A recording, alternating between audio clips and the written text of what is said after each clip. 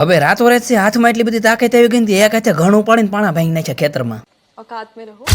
તો દેવીઓ અને સજ્જનો 69મો દિવસ ખેડૂત પુત્રની સાથે. હવે ગામની પેલા સી કપા ઓરવી તો નાખ્યો પણ રોજ ઉઠી પાણી વાળવાનું થાય તે તકલીફ પડે. હવે એકચ્યુઅલી એવું છે કે આ ટાટરને તમે ઓન કરો એટલે પાણી ધીમે ધીમે ધારે આવતું શરૂ થઈ જાય.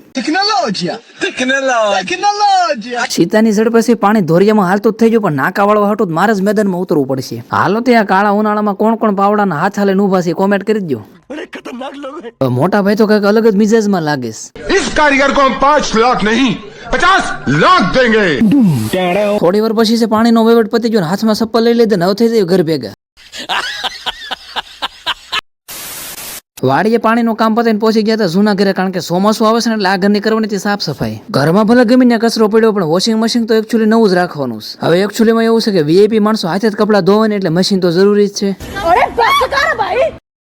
ઘરની થોડી ઘણી સાફ સફાઈ કરીને વળી પાછા નાય ધોઈને આવી જાય બીજી વાડીએ કારણ કે અહીંયા ભાંગવાના થોડા ઘણા પાણા. હવે હાથમાં તાકાત જ એટલી બધી આવી ગઈ છે ને એક હાથે પાણા ભાંગવાની બાકાજી કે બોલાવી દીધી. पुष्पराज मैं झुकेगा नहीं. એક હાથે વળખાતા ખાતા થોડા ઘણા પાણા ભાંગી નાખ્યા પણ આગળ હવે आज के लिए फिलहाल इतना ही.